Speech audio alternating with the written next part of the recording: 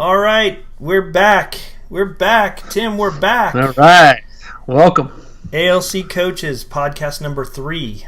This is being recorded on Wednesday, May 9th, 2018. And looking forward to an amazing discussion about trust. We've had a couple of really good discussions, and I think we had talked about doing podcasts about trust, and so now we're actually here, and we're gonna, have a great discussion, I think, and we've got some good things. Jason Neiman from Good Brand Company here. We got Tim Gustafson, Applied Leadership Coaching. Hey, How's good it to going? be here. Good to be here. All right, well, let's just jump right in. Okay. We're going to do a little experiment here. Our last couple of podcasts we've had right around 55 minutes, I think, and I think what we're going to try to do today is shoot for 20 minutes and 25 minutes and see if we can make the information we're talking about relevant within that time. And what we're going to do at the end is we're going to remind our viewers we'd love for you to put down in the comments below which format you like better. Do you like the long format? Do you like the short format? Would you like something in the middle? We'll have to figure that out. So it's the Goldilocks thing we're gonna work towards. Is it the hot, cold, or somewhere right in the middle? So we'll have to figure that out. But so I like the idea that it's an experiment. We're both a little bit long-winded at times, so we'll see how this goes. There you have it. Not that our wives would disagree with that. Yeah. Okay. All right. So let's just talk a little bit about trust today, and let's jump right into the idea of trust. So, what does trust mean to you as a coach, and why is it so important to your clients that trust becomes one of the major things you discuss with them and you work with them on? Wow, so trust is everything in my mind, in how I coach and being able to connect with the people that I coach. And for them as leaders of companies, of people, of groups, teams, they have to be able to have the trust with their individuals. And if they don't have that, boy, not a lot gets accomplished. With the lack of trust, I think there's a great lack of clarity in how I'm supposed to do my work and how I'm supposed to get things done, let alone understand what I'm supposed to be doing. So I think trust is the basis of any relationship. It is the foundation of leadership. It's the foundation, in my mind, of productivity and how we get things accomplished one to another. Trust obviously means you have more than one person. I guess we can trust ourselves, but I think the inherent thought is that it's a relationship. It's interacting with other people. There's a leader and there's a follower, or two equal partners, whatever those happen to be, and the dynamic of trust is critical for that. Right, I agree 100%. And that boils everything down to the experience of trust, and how that how that plays itself within the relationship between people. And so, if people have experiences where they mistrust somebody, or where they know that they can trust somebody in a situation, how does that get measured within the scope of business and the way that we all do our jobs every day? Wow. The experience is, we develop trust through experiences. And I think many times when I'm doing training or working with teams, one of the vital parts of that is that we have activities that we can share together. We have these experiences.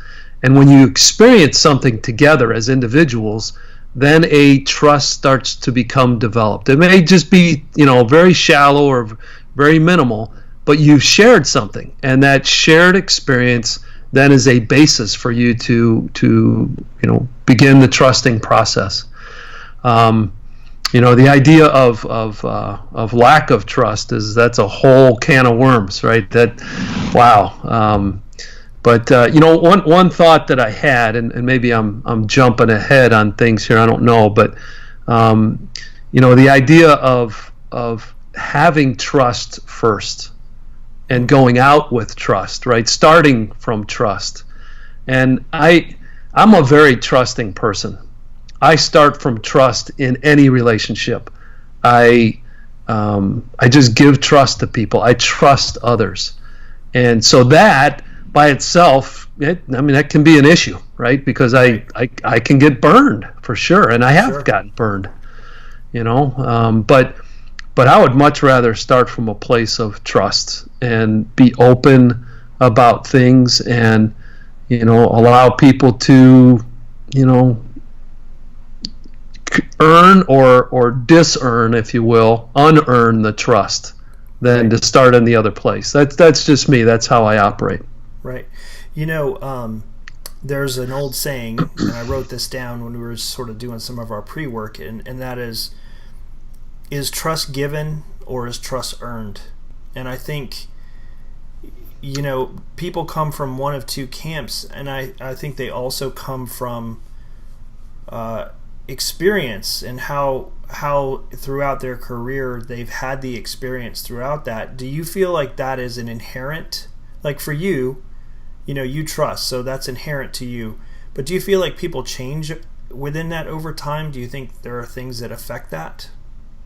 Absolutely there is, and I think experiences affect that, right? I think we come out of the womb and we're trusting as babes, right? We have to trust our moms and dads and those that are raising us to that they're going to do the right thing, and it's unconscious, obviously, but we are developed through that trusting process, and then things happen to us.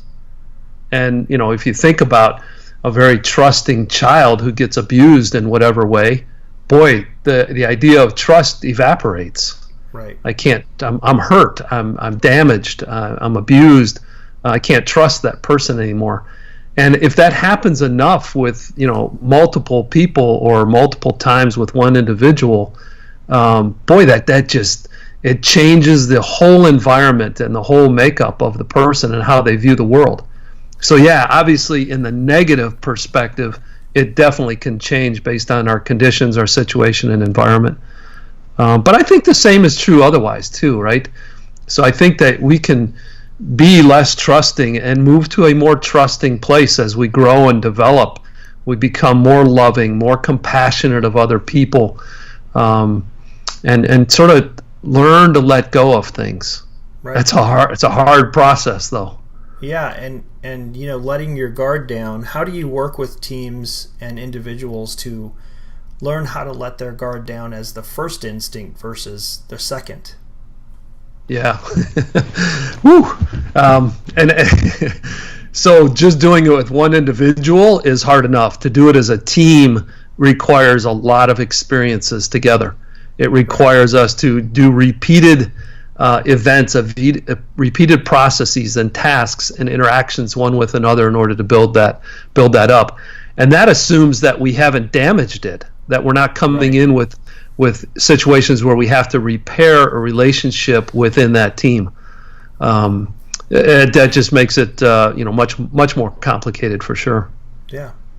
What are some of the trust developing characteristics that you associate with healthy executives and teams in general? What are some of those things that if you had to pull some words out of the air or even from your notes where you feel like these are characteristics that really embody this, how could you frame that?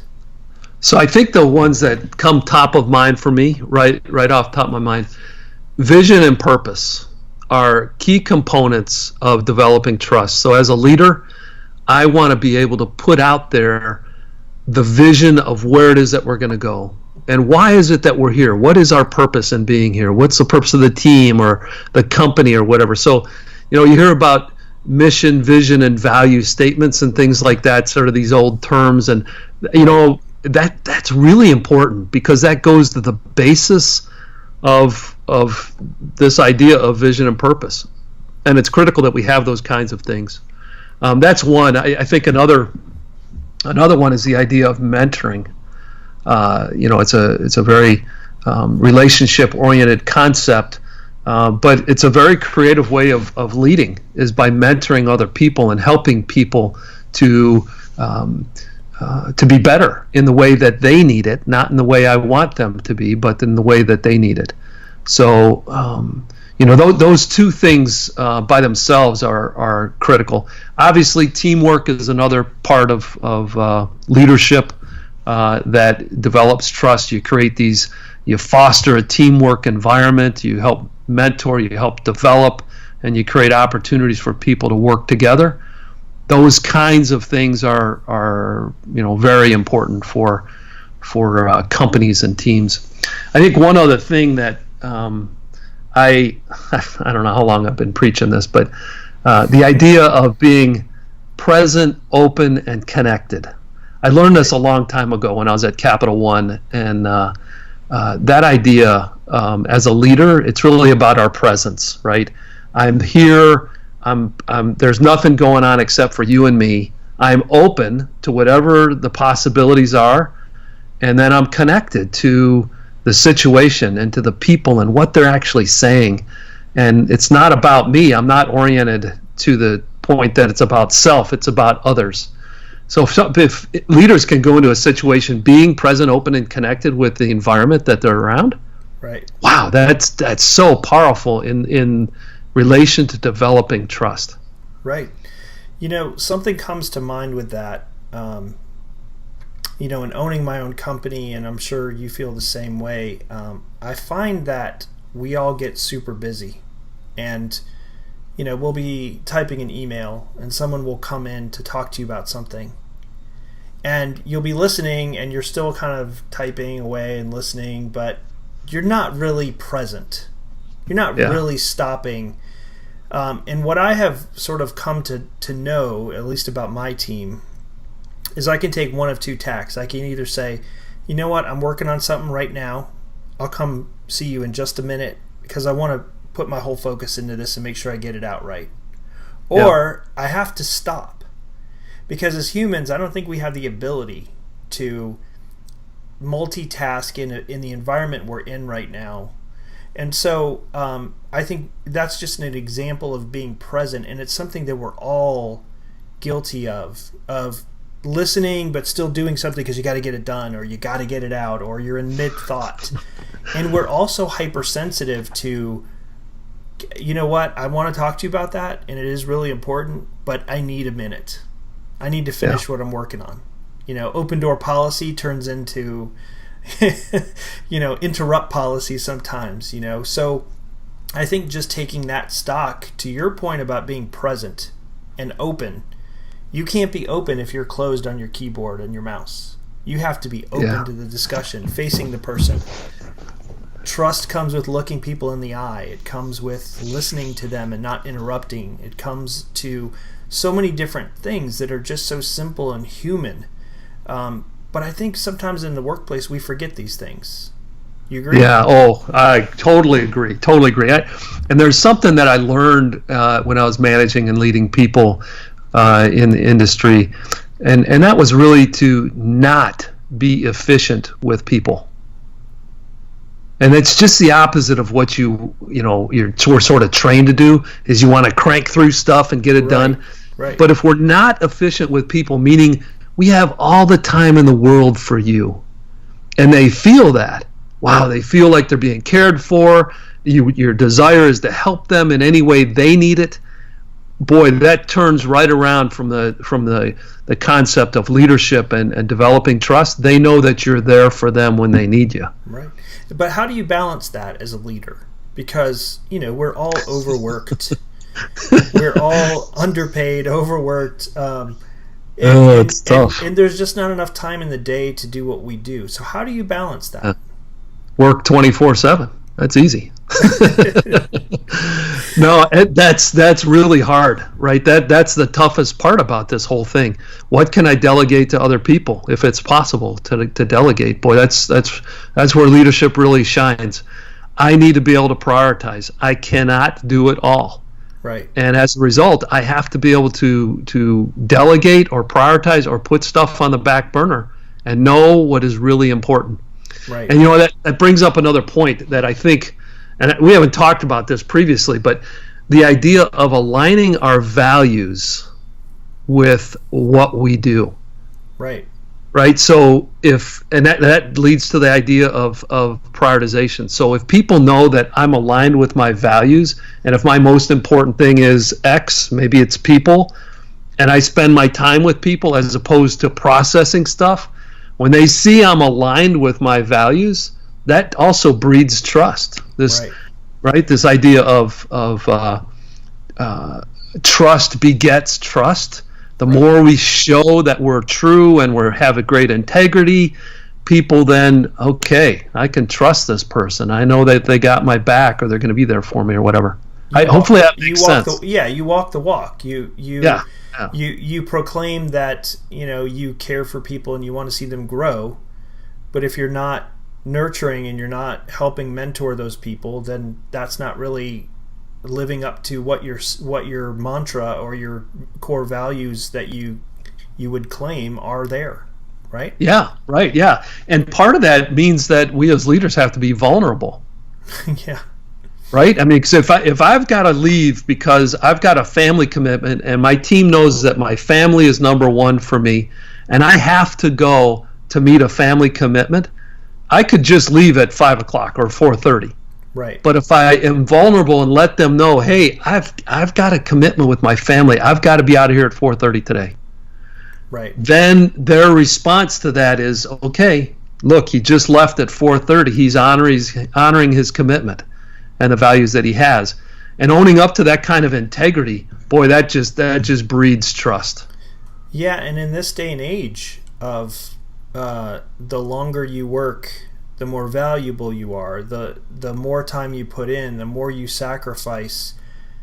We've been bred to think that all of those things are the things that make you valuable at the office or on the job site or wherever it might be. And that may be the case for some people, but that's not the case for everybody. And you can't I think you said this to my team.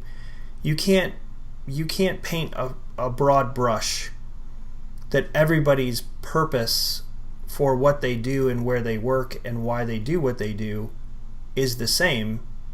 So you can't project your own work ethic, intensity, prioritization of what is important to you in your life upon other people, because they'll disappoint you if they're not doing it exactly like you, right? Right, exactly. Yeah, this and whole how idea many CEOs do that for you, Tim? Right? Yeah, it's true. It's true. That's a great point. We can't project ourselves onto other people. We are all individuals. Even though it may appear or people speak about being aligned with other people, we all have our individualism, and our leadership is individual, and how you lead is different than how I lead, and Sure. both are right. Because it's coming from within, and that's the important thing about leadership, is that it's got to come from within. So we have to do it our way, and when we do it our way, again, that leads right to the values, back to the trust concepts, because it's coming from my heart. Right. So this inside-out approach is really it's critical when it comes to leadership and trust as well. Yeah, I agree. This may seem like it's obvious, but one of the things that you talk about is distrust and the things that lead to that. So can you spend just a little bit of time on that? Wow, we could spend hours on this. I know, right? But we're trying to fit this into 20 minutes, so we don't have it. There is so much to talk about with regard to this, but there's a couple of things that I see as I coach people and as I observe people that are really important. This idea of being critical of others. When we're critical of others, the micromanagement concept, right? This idea of being perfect in what we do, right? All those kinds of things just sort of drive, a negativity, or at least at a minimum, a reactive kind of feel to an environment. And we see it. Boy, just turn on the TV or look at a newspaper or look at on the internet. There's so much negativism, and it's reactive, and it's critical of other people. And boy, talk about something that creates distrust. If somebody is highly critical of what you're doing, that just doesn't make you feel good. Right. It doesn't really matter who you are. Sure, constructive criticism is great, but yeah, even with constructive criticism, you can say we're open to it, but it can be hard. Right. That what I'm saying doesn't align with what you're saying. Right. And that can be taken pretty tough. So those are a couple of things that I think are pretty outright out there with regard to distrust. I think a couple other things are the idea of autocratic approach. Right. When somebody else makes the decision, regardless of your opinion, regardless of your input, they make their own decision down their path, and you thought, well, I thought you had my best interest at heart. Right. But they don't. So they're in charge. They make sure you know it. They push their agenda, and it sort of belittles people in a way. And sure. When that happens, goes back to the idea of distrust. And I think leaders in many ways that are in that space come with the idea of, I don't trust anybody, and you feel that. Let me read a quote to you here. 2 quotes from people you probably would recognize. I trust no one, not even myself. That's from Joseph Stalin. And another leader back in the same day, Benito Mussolini, said, it's good to trust others, but not to do so is much better. Holy cow. That's powerful. It is. And what a way to lead. In my mind, I don't want to be around that kind of stuff. Right. Right? You'd like to think we've evolved at this point to where, to your point earlier, you have to give people the benefit of the doubt until they prove you otherwise. Yeah. And the problem with that is when they do prove you otherwise and you're disappointed in them, it takes a long time to earn it back. Right? Yeah, true. Yep, that's for sure.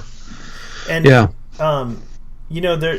Trust also, which I think you've mentioned this to me before, the term forgiveness. How does that play into, if you're a leader and you've got somebody that works for you, or a business partner, or a co-manager, or whatever, and they do something that breaks your trust, but then over time they work to regain that? I mean, what does that mean from a leader standpoint when it comes back to the forgiveness model there? Yeah, that's forgiveness is probably one of the most difficult things for people to reconcile, to come to grips with when your trust has been tarnished, and somebody has done something that just goes down the wrong path. But when you allow somebody the opportunity to come back, to be forgiven, to allow them the space to be trusted again, if they're truly in a position where they have, want to come back and do it right, that can be a really powerful tie to bring somebody back into the fold, back into the team, and they work their tail off to make it happen. And to get that trust back, that can be a really powerful thing for a team to be part of. But on the same token, it happens once, and you forgive and you bring them back and you create the opportunity to make it right again, and then they go back on it again. Boy, I think it's over at that point, right? You can't just keep allowing it to happen. The rest of the team, it hurts. And, not even to the point necessarily of trust, but somebody that's not necessarily doing their job. Right. Right? And the team sees that you're not dealing with it effectively. Sort of these management techniques. Right? If you don't deal with it, the team's going to think, oh, why are they getting away with it? Why can't I do it? Boy, talk about distrust creating, divisions and so forth within the team. Right. Yeah. That can destroy a team morale and a team productivity in a heartbeat. Yeah, for sure. Agreed. So you got to hold the accountability as a big part of this concept of forgiveness and trust. I mean, it's got to be part of the equation for sure. Right. Okay. I'd like to wrap it up, but I also want to wrap up on a very positive note and not leave us with a downward spiral here. So tell me in your mind some of the leaders that you've coached over the past few years. When it comes to trust, what are some of the characteristics of those people that you really admire and you think have set the bar high? I mean, do you run across that very often? And if you do, what do you take away from those people? Oh, great question. I coached a guy this morning. I haven't coached him in probably 6 months, and he said, "Tim, I want to come back." And it's a challenging situation, a highly reactive environment that he's in. But he reminded me of this gift of creativity. He, in a matter of an hour with our coaching session, developed a vision for his team that hadn't been there, that had been missing. I called him an emotional leader. You need to be that emotional leader that's missing from your company. He stepped right into it. He said, "You're right. That is what I am. I can fill that void." But vision and purpose. He talked about teaming and creating the environment for the team. He talked about including the team's opinions in on how they're going to approach things, because that's what's important. These guys on the front line are the ones that really matter. Right. And boy, I was so uplifted after that discussion, and I'm not even part of his team. Just listening to him, and those kinds of concepts, and it goes back to his trust of his team and their willingness to do the job. And his team includes about 700 people. Wow. And it just he knows where it all happens, and he knows how to create that environment. And he has developed that trust with this group over the last 4 or 5 years, and he sort of got pulled out of the situation for a little bit. Right. But now with reorganization, it's sort of back into his purview, and this is where he wants to start with it. And I thought that was great. So let me pull out one more quote if you don't mind. Sure. So this is from a church leader of mine. He's an educator and former church leader.